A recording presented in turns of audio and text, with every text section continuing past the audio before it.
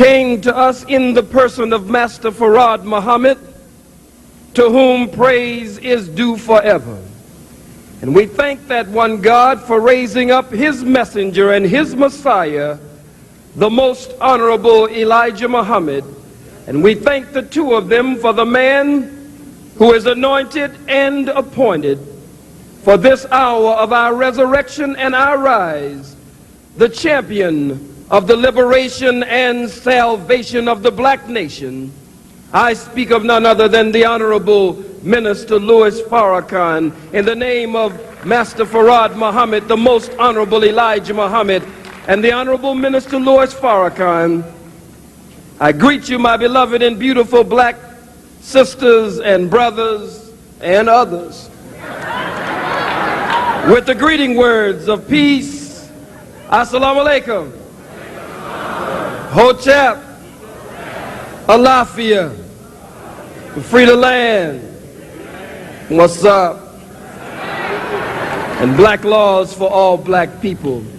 It is indeed my honor to be a part of history. It is indeed my honor to be a part of us writing history here tonight at Howard University, and to be the guest of Unity Nation, headed up by that great student warrior. He's not selling drugs. He's not a young man who can be found in the highways and byways of America, actually involved in crime that the white man has set up for young black men and women to participate in. But he's a freedom fighter. He's a young student that is standing up for the liberation of his people and fighting for his people's resurrection and rise. Unity Nation now catching on all across the nation. Student organizations represented here tonight from Texas, from California, from Georgia, from throughout the Midwest and throughout the Eastern Seaboard. And so to be a part of this evening at this Black Holocaust Memorial, to Brother Malik Zulu Shabazz, our host, to Dr. Tony Martin, Dr. Steve Coakley, Dr. Leonard Jeffries, to the representative of the Honorable Minister Louis Farrakhan in this city of Washington, D.C., Minister Sean Muhammad, to our regional minister, Dr. and Minister Arif Muhammad, a graduate of the Howard University Law School, to that great fighter who has laid a foundation in this area, Minister and Dr. Aleem Muhammad, to Minister Fariz Hadi, representing the Honorable Silas Muhammad. And I don't know if he is present, but our great elder, Dr. Robert Brock, Brother James Cameron, Sheikh Shabazz, Brother Duno, and others who have fought for us in this great struggle. In the Hall of Remembrance of the Jewish Holocaust Memorial, as my young son Farrakhan, who is seated here, give him a black hand, and Brother Malik Zulu Shabazz and others who were with us as we stood in the Hall of Remembrance of the Holocaust Memorial. Thank you, son. We read the inscription on the wall of the Hall of Remembrance of the Jewish Holocaust Memorial. And let these words be imprinted on our hearts and in our minds here tonight. Only guard yourself and guard your soul carefully, lest you forget the things your eyes saw, and lest these things depart your heart all the days of your life. And you shall make them known to your children and to your children's children. I say the same for what you have heard and seen and will see here tonight. These esteemed scholars who have come before me, they have busted the statistics and dropped the realistics, and now I'm going to kick the ballistics.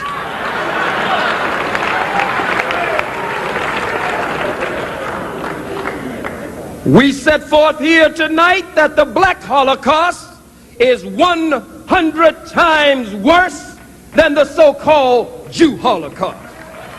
Why do we even need to make a comparison? Because it was the old no-good President Buck-Tooth Jimmy Carter who stepped out and stepped forward when they were beginning to prepare to build the Jewish Holocaust Memorial. It was Jimmy Carter who said that it was the most unspeakable crime in the history of all time. He made a statement of comparison.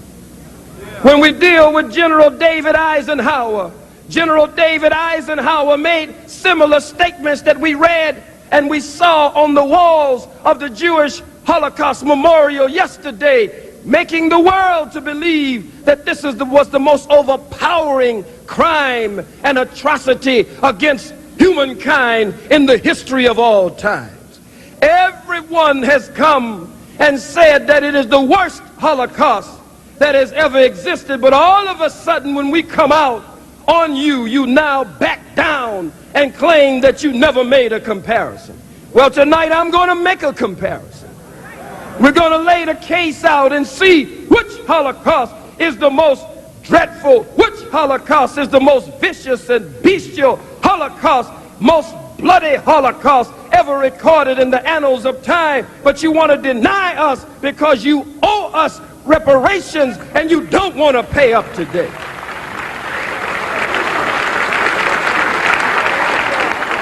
The so-called Jew Holocaust. And I say so-called Jew because he's not a real Jew. He's a Johnny-come-lately Jew who just crawled out of the caves and hills of Europe just a few days ago. So you're not even the real Jew, buddy. The so-called Jew Holocaust lasted, you with me? Because I got to drop this stuff tonight because I'm a troop terrorist. I'm a knowledge gangster. I'm a black history hitman. I'm a lie killer, urban guerrilla. I gotta be a roughneck. Gotta be a roughneck. It's the only way I know to go.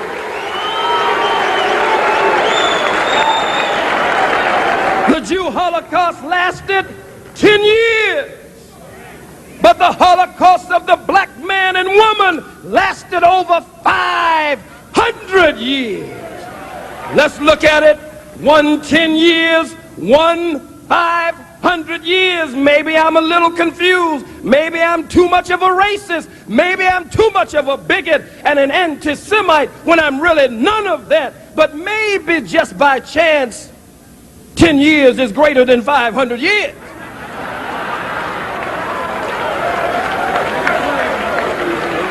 Let's kick the ballistics. You say you lost 6 million, and we question that. You say you lost 6 million, but for the sake of argument, we'll give you 6 million. We lost over 600 million lives in the the black Holocaust over the past 6,000 years and over the past 400 to 500 years. In specific, maybe I'm a little bit confused. Maybe I'm too big a racist or an anti-Semite or a bigot. And maybe somehow 6 million is greater than 600 million. That possibility is there. You have your Schindler's List, which is really a swindler's list. Because you were involved in the slave trade. You were involved and you don't want to actually accept your involvement because you too want to escape reparations. You want to escape reparations and what is due the black man and black woman. Let's look at it. You talk about the death marches. My guide was a very nice lady, Miss Sarah Bloomfield. She worked very closely with my son, Farrakhan, and I as we were there. And we listened to Miss Bloomfield closely and carefully. We didn't go in for a show. We went in to study. We went in to do research.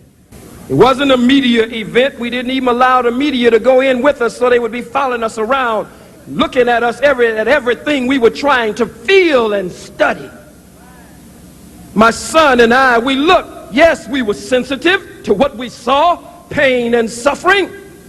We're the chosen people of God. We are a spiritual people by nature, and we feel the pain and suffering of any people anywhere on the face of the planet Earth, even the people who helped to put us in this condition.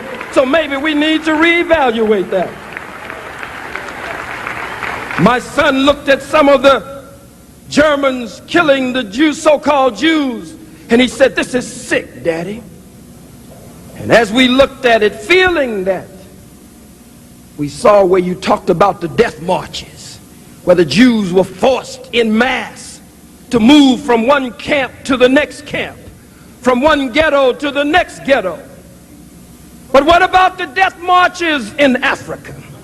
What about the sons and daughters of Africa put on desperate death marches for economic gain and financial purposes as we were marched hundreds of miles, some of us dying in the heat of the sun, trying to move us from the East Coast to the West Coast, trying to move us from Southern Africa back to a coastal area, or from the northern region to a coastal area? What about the massive death marches that took our lives on the African continent?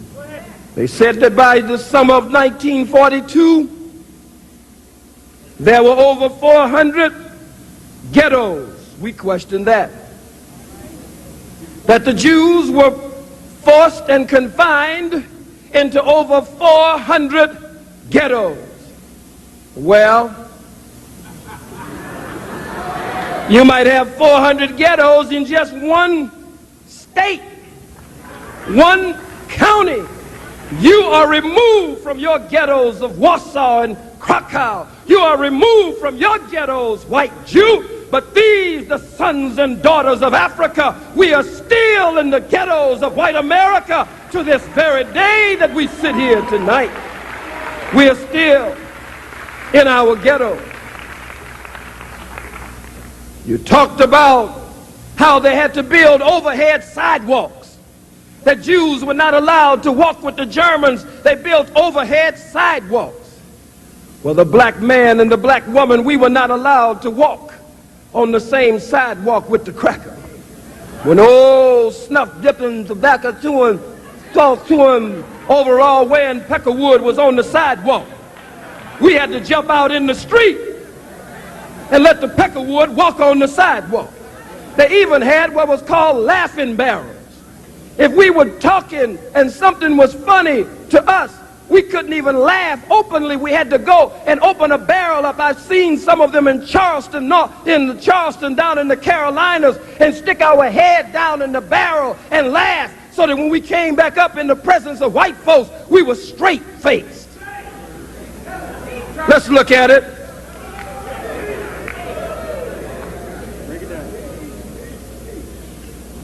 You've built your Holocaust memorial.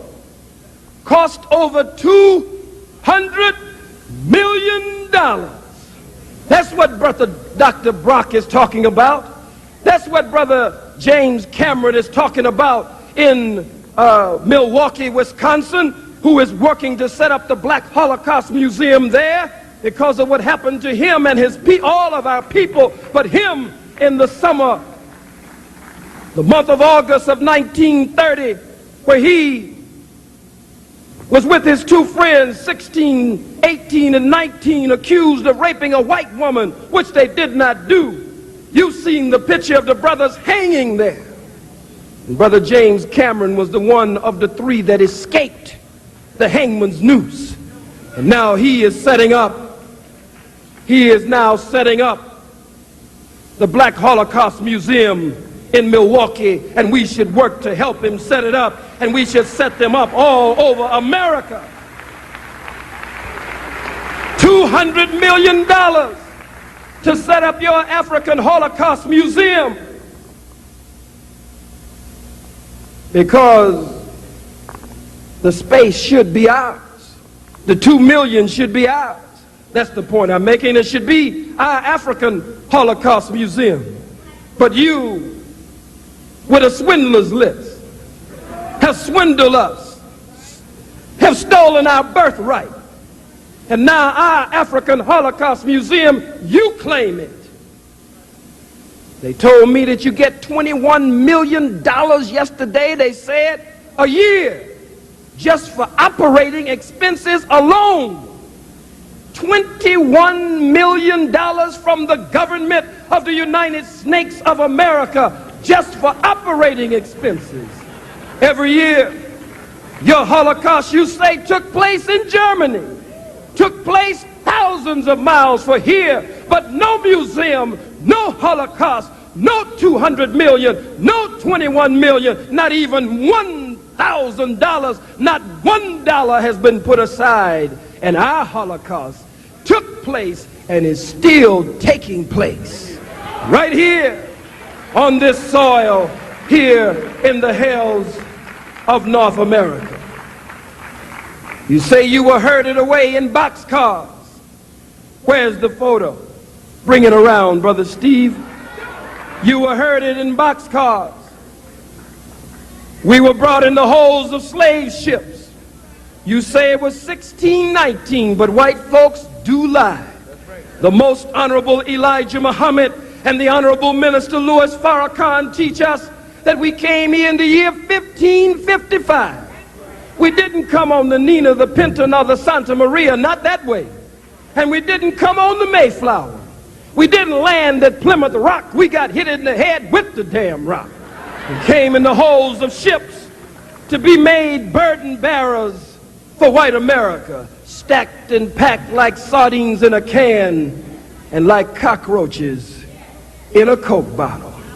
We lost over 150 to 200 million black lives just in the Middle Passage, just coming over between Africa and America. We have not only experienced a Holocaust, but we have paid a hell of a cost. I didn't come here tonight to be soft at a black Holocaust observance. The white folks and the so-called white Jews, you've gotten me busted. And I accept the discipline and the judgment of my spiritual father, leader, teacher, and guide, the Honorable Minister Louis Farrakhan. There is no division in the Nation of Islam. I follow a divine chain of command. I'm saying, whoop, there it is. There it is. I follow a divine chain of command. But you've gotten me busted. So I'm no longer national assistant, no longer national spokesman, no longer national representative, no longer even a minister in the Nation of Islam. So nothing I say now can you attempt to use against God's man, the Honorable Minister Louis Farrakhan. None of my words can you attempt to use against him. You took a calculated risk that I would turn on my teacher. 30 years ago, we played out this same history with the history of Minister Malcolm X. El-Hajj, Malik El-Shabazz, Brother Omar Wali, and the Most Honorable Elijah Muhammad during the 60s. But the 6 is a 9 turned upside down. And these are the 90s. We're going to turn the 6 of the 60s right side up in the 90s and put a positive period behind that history of Elijah and Malcolm. There is no Malcolm without Elijah, and there is no Khalid without Farrakhan. Make no mistake about it. So you've gotten me busted. But you can't use my words against my teacher and my spiritual father anymore. And you've gotten me busted, and now I'm going to go buck wild on your behind. I'm not giving you no kind of break today. All praise is due to Allah. Going buck wild on you today. Free me up here. Free me up here. I'm gonna be like a pit bulldog. And you know when a pit bulldog bites you in your backside, and that's the way I'm going to be on the Jew. That's the way I'm going to be on the rest of these peckerwoods and crackers. I came here tonight to be strong. I didn't come to lighten up. I came to tighten up. Didn't come to pin the tail on the donkey. I came to pin the tail on the honky. That's why I'm here tonight. All praise is due to Allah. All praise is due to Allah. Good evening. This is the truth hour. And don't you touch that dial. You stay tuned in to the truth hour. I'm going to lock my jaws in the backside of these no good imposter perpetrating the fraud Jews behind and the rest of these crackers behind. And you know when a bulldog bites, his jaws lock. And only Farrakhan has the keys to unlock these jaws. Only Farrakhan has the keys to unlock these jaws. Before it's over, you will go to the Honorable Minister Louis Farrakhan and beg him to put me back on post. Gee whiz, golly gee. Farrakhan, can you get him back on post? Get him off of us, Farrakhan, please. Because I don't give a damn about you. I don't care about these damn cameras. I don't care about your newspapers. I don't care what you say about me. I was born to give you hell from the cradle to the grave. That's what I'm born for. All praise is due to Allah.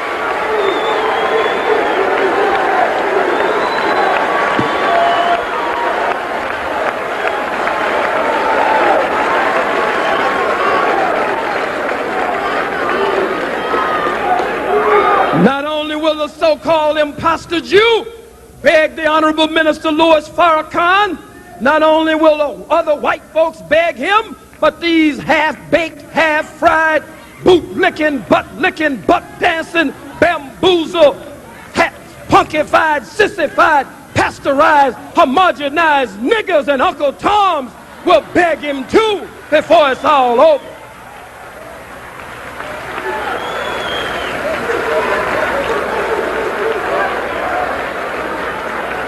Oh, bootlicking Major Owens. Oh, bootlicking Charlie Rangel. Oh, bootlicking, buck dancing, scratching, shuffling, messy Jesse Jackson. And keep.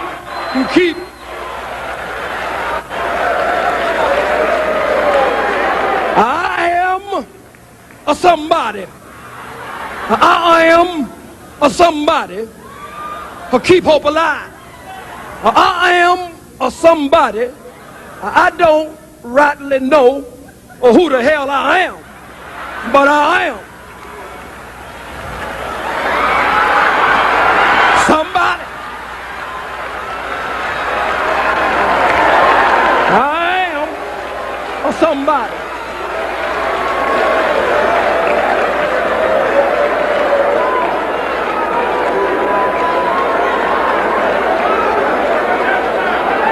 Jesse Louis Jackson, you can't serve two masters, Jesse Jackson. You're a brilliant black man. We love you, Jesse Louis Jackson, but you gotta stop boot-licking and butt-licking and buck-dancing and bending over to give evil an opening. What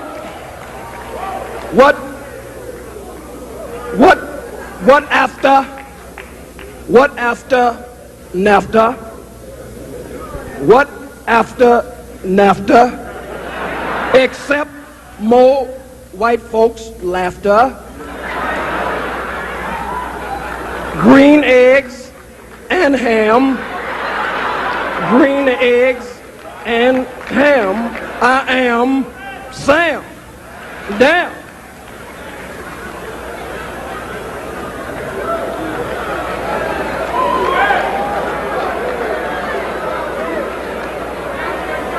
Black people put in slavery. They robbed us of our names, our language, our religion, our culture, our God, our folkways, our mores. Robbed us of the very power of our own being. No Jew on the face of the planet Earth can say that you were robbed of your name, your language, your religion, your culture, your God, your folkways, your mores, your norms. If you do, you're a damn liar. And as Jesus said, the truth is not in you. You make me sick.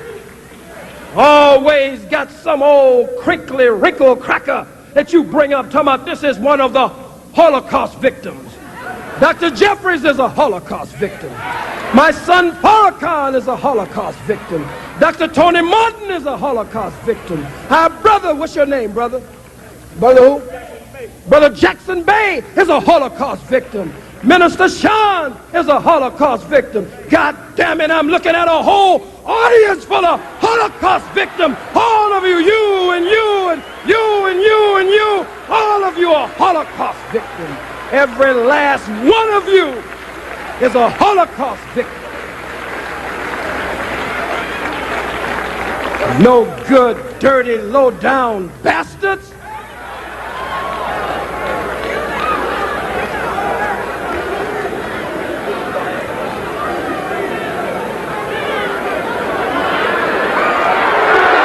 Praise be to Allah. Praise be to Allah.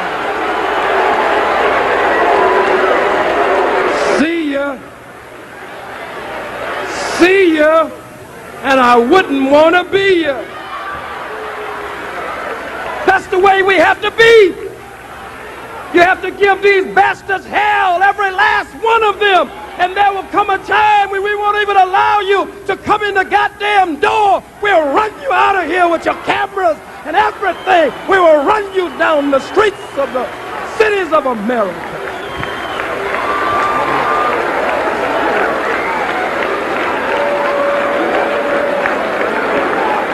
Watch me.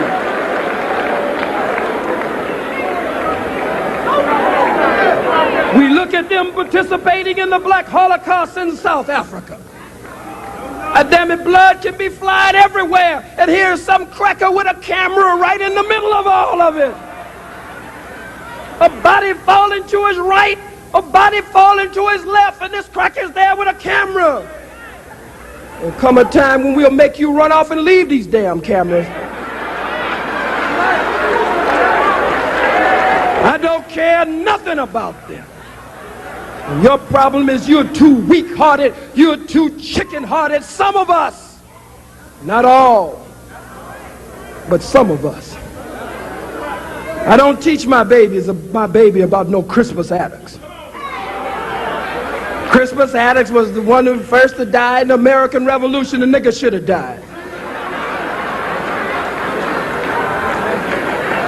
I teach him about Nat Turner. I teach him about Denmark Vesey. I teach him about Gabriel Prosser. I teach him about Toussaint Louverture. I teach him about Henrik Christoph. I teach him about Dessalines the Ferocious. I teach him about Will the Executor. I teach him about Boukman. I teach him about Nzinga. I teach him about Kandase. I teach him about Queen Ya Asantewa. I teach him about the warriors and the freedom fighters. I teach my baby about Colin Ferguson, who caught the New York Railroad train just a few days ago. And I'd say to every one of you, if you leave Colin Ferguson in that jail to be beat up by these crackers, and now it has come out by some of the black officers that this happens all the time, where they set black inmates up in these jails and penitentiaries, and in particular there in Nassau County, and pulled all the black officers out and the black inmates so they could jump on Brother Colin Ferguson because they were mad with him for catching the Long Island train and killing all them white folks. I love Colin Ferguson.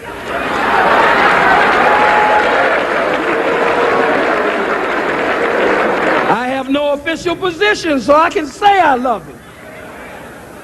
I love Colin Ferguson. And I say to every one of you with your red, black, and green, your kente cloth, your gele, your grand booba, if you will denounce and repudiate and condemn Colin Ferguson, you should never utter the name of Nat Turner again from your mouth, because Colin Ferguson is a modern-day Nat Turner. He didn't get on that train of his own. God put him on that train. God spoke to Nat Turner. God spoke to Denmark Vesey. God spoke to Colin Ferguson and say, I want you to catch the Long Island train today. Let the church say amen. Let the church say amen again. Let the church say amen one more time. God spoke to Colin Ferguson and said, catch the train. Catch the train. And catch the train today, Colin. The train going to Long Island. God sends tornadoes. Is that right?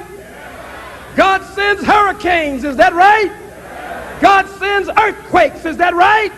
Well, that day God sent Colin Ferguson. Is that right? God sent Colin Ferguson. If your Holocaust lasted 10 years and ours lasted 500, how can you compare, buddy? If you lost 6 million and we lost 600 million, that's 100 times more than you. How can you compare, buddy? Huh?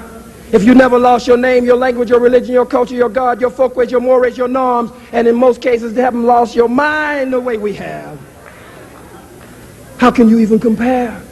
You are so arrogant. We wouldn't even have to have this kind of discussion if you would just act like a human being. But you can't act like a human being. You can't even act like a human being. We looked at white Germans killing white so-called Jews and other poor white Europeans. Poor meaning poor. We said, man, if the white man will kill another white man like that, if the white man will kill a white baby like that, if the white man will kill a white woman like that, hell, we don't stand a chance. If he will do his own like that, we don't even stand a chance. While we were there, I tried to separate Hitler from the rest of white folks. Yes, I did. For a moment. For a moment, I tried to say that Hitler was just some freak of nature, that he could be set apart from other white people. But then I said, look at this. Where's the other one? Bring it out, Brother Steve. 4 black men. They would sell tickets to burn us alive. They had raffle tickets to determine who would get the ear, who would get the big toe from the right foot, who would get the little toe from the left foot. And this freakish, no good, peckerwood cracker white man, they all fought over the male organ as to who would take that home. Don't lie and say you didn't. It's the same with your no good, freakish rabbis. I read it in the Jerusalem Post. I call out any of your scholars. I saw the little cracker that was in here a little while ago. What was Richard Cohen? Ran out of here like a screaming, flaming faggot.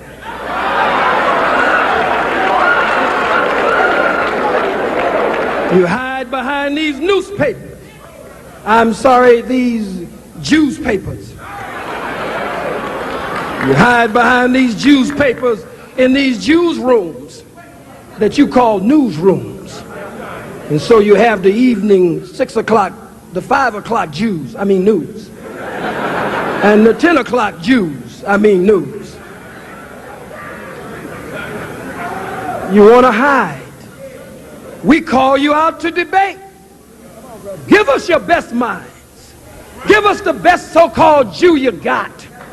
Give us a whole team of them.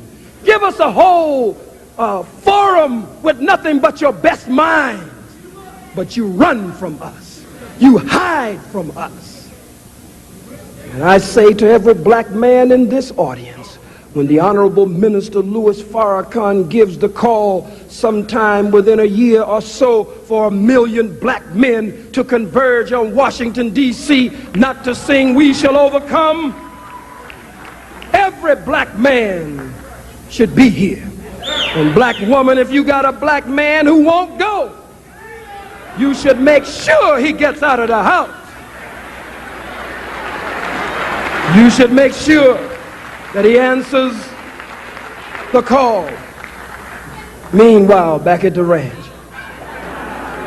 I was in there honestly because of the spiritual qualities that are in the black man and black woman, God's chosen people. It operates in the revolutionaries, the freedom fighters, the revolutionary scholars, the revolutionary warrior students. It operates in all of us. I was actually trying to set Hitler apart from other white folks. But then I realized that I just couldn't do it. I say they sold tickets. They had excursions, caravans, train rides to see a major sporting event. A nigger lynched today. 2 niggers lynched today. 3 niggers, 4 niggers lynched today. Billie Holiday would sing the song, or Bessie Smith, one of them, about trees in the South with a strange fruit with blood at the root.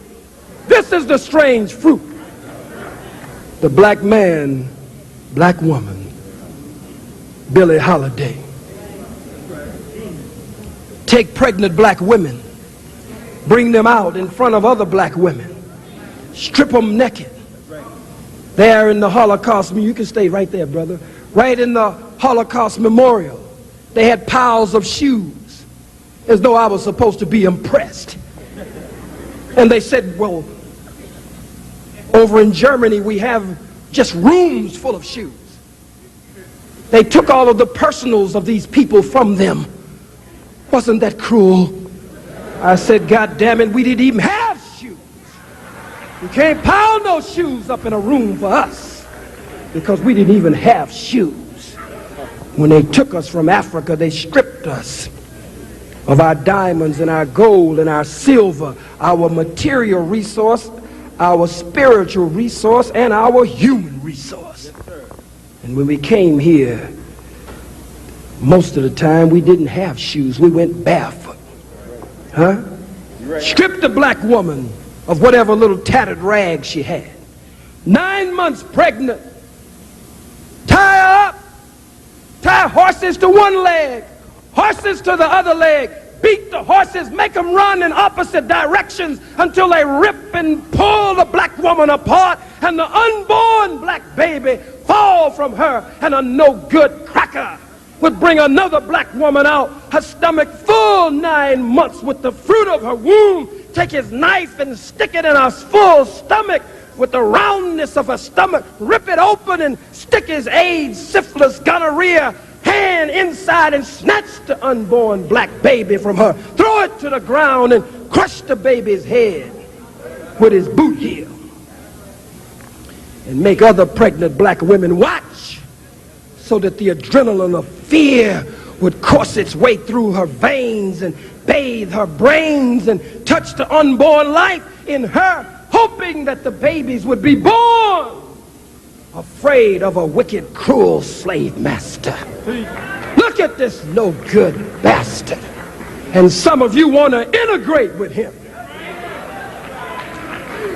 I believe in freedom and independence. I believe in separation and independence. A nation of our own. That's right. A nation of our own. That's the book.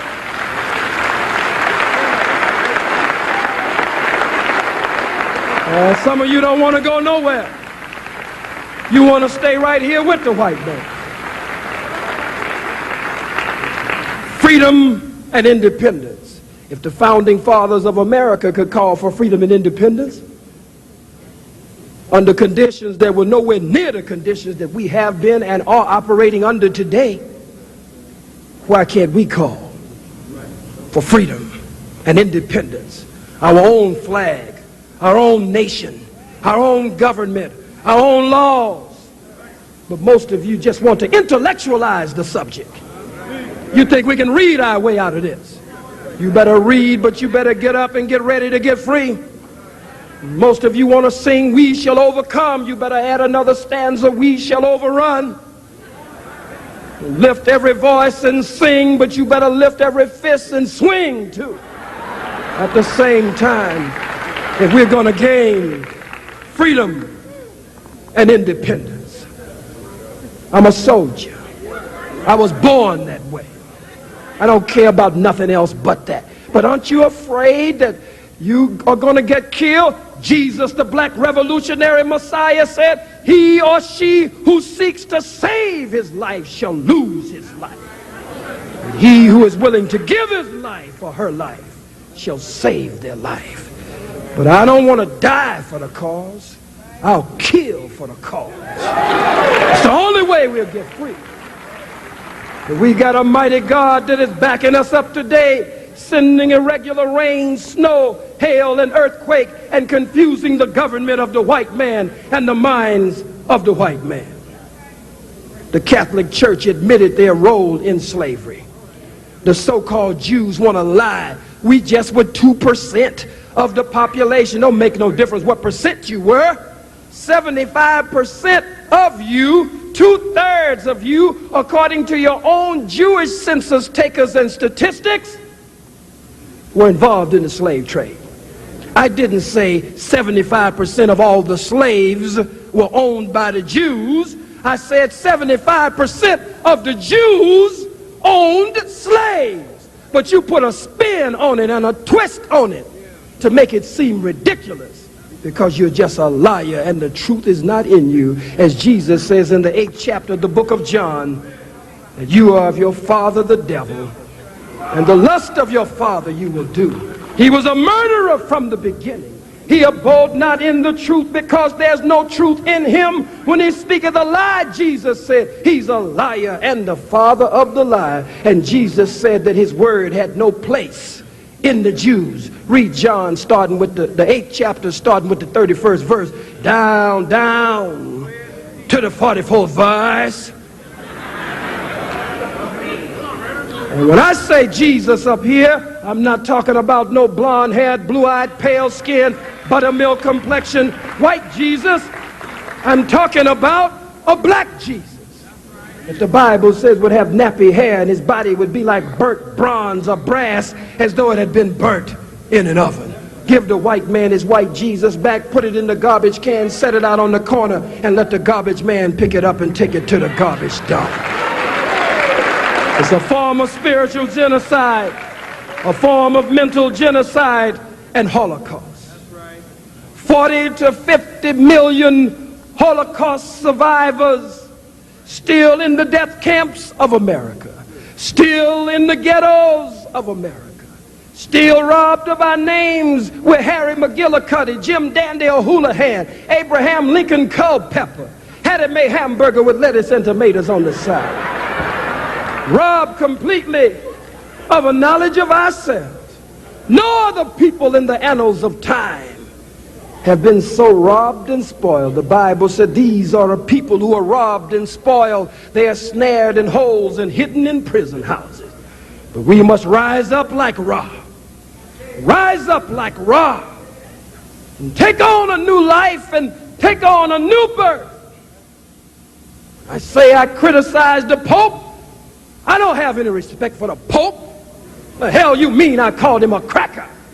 So damn what? The Pope don't like me. The Pope does not respect my leader and teacher, the Honorable Minister Louis Farrakhan. He has no respect for the most honorable Elijah Muhammad, and he is one of the perpetrators in our genocide and our current condition. You offer an apology? We're sorry. Everybody else gets reparation. Damn Jews get over 70 billion, over 100 billion. But you offer us, I owe you an apology. We are so sorry.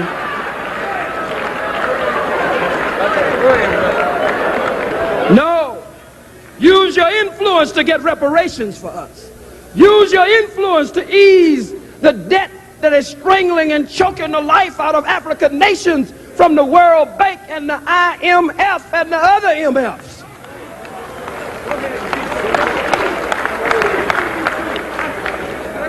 You say, and this is the first time you heard from me on this, and I think you should at a Black Holocaust observance. Well, you called for the death of the men, the women, the children, and the babies. Hell, you had heard that here at Howard University long before King Khalid. Killing our men, our women, our children, and our babies in South Africa. Have killed them over a long period of time. And so I call for my people to stand up and fight back. And you have a problem with that?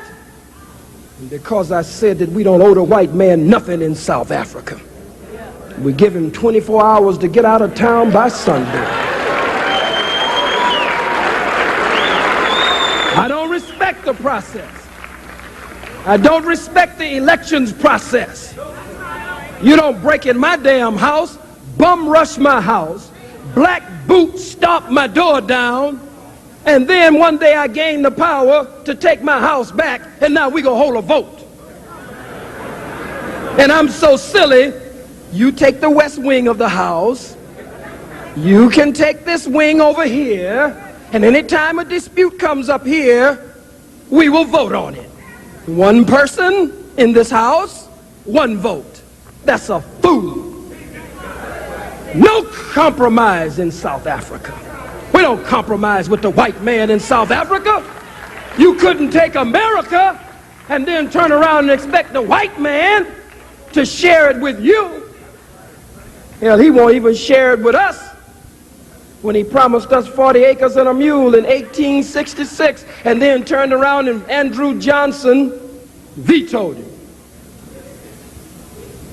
No Jew in here has to live under the yoke of bondage and oppression that we still live under and have lived under for the past 500 years. The first president of these United States, these United Snakes, I didn't call it that. Benjamin Franklin used to write in the newspaper. The flag, one of the early flags was a snake for America. When the Union was split, the snake was split up. And they talked about uniting the Union and putting the snake back together. So, and they said, don't tread on me. That was on your flag, white man. So I call you the United Snakes of America. Because that's exactly what it is. As I near my conclusion here, at the Jewish Holocaust Memorial, they talked about books that were a part of the education system under Hitler, and talked about a little book called The Poison Mushroom. Well, hell, we got a book called Little Black Sambo. You telling me about a damn poison mushroom? Little Black Sambo. Dick and Jane were white. The milkman was white. The mailman was white. Huh? The fireman was white. The policeman was white. Mama was white. Daddy was white. The only one that had any black was Spot, and he was black and white. You got the little poison mushroom, but we got Little Black Sambo and many other books that poison the minds of black people here in the hells of North America. I have a few more points here, and we should be able to close out. We remember Emmett Till. We remember Cheney. We remember the Scottsboro Boys, as they called it. We remember the churches that were bombed then, and your plot to bomb churches even today. We remember the Sunday school lesson in the church in Alabama being the love that forgives when you bomb the church. We witness Dela Beckwith, who killed Meredith, Evers, who killed Medgar Evers, brother Medgar Evers, and how long it took the so-called wheels of justice to finally get around because his widow, Sister Murley, didn't give up. But it's not justice for Dela Beckwith to go to prison. When we